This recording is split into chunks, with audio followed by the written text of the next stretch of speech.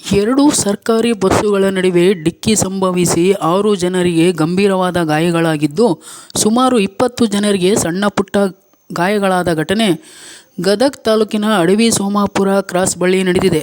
ಗದಗದಿಂದ ಮುಂಡ್ರಿಗೆ ಹೋಗುತ್ತಿದ್ದ ಬಸ್ ಹಾಗೂ ಕೊಪ್ಪಳದಿಂದ ಗದಗ ನಗರಕ್ಕೆ ಬರುತ್ತಿದ್ದ ಬಸ್ ಅಡವಿ ಸೋಮಾಪುರ ಗ್ರಾಮದ ಬಳಿ ರಸ್ತೆ ಕ್ರಾಸ್ ಮಾಡುವ ವೇಳೆ ಡಿಕ್ಕಿ ಸಂಭವಿಸಿದೆ. ಈ ಅಪಘಾತದಲ್ಲಿ 2 ಬಸ್ಸುಗಳ 6 ಜನ ಪ್ರಯಾಣಿಕರಿಗೆ ತಲೆಗೆ ಪೆಟ್ಟು ಬಿದ್ದು ತೀವ್ರ ರಕ್ತಸ್ರಾವವಾಗಿದೆ. ಕೆಲವು ಪ್ರಯಾಣಿಕರ ಕೈಕಾಲು ಮುರಿದು ಗಂಭೀರವಾದ ಗಾಯಗಳಾಗಿವೆ. 20 ಜನ ಪ್ರಯಾಣಿಕರಿಗೆ ಸಣ್ಣ ಪುಟ್ಟ ಗಾಯಗಳಾಗಿದ್ದು, ಸೂಕ್ತ ಚಿಕಿತ್ಸೆಗಾಗಿ ಗದಗ ಜಿಮ್ಸ್ ಆಸ್ಪತ್ರೆಗೆ ರವಾನಿಸಲಾಗಿದೆ.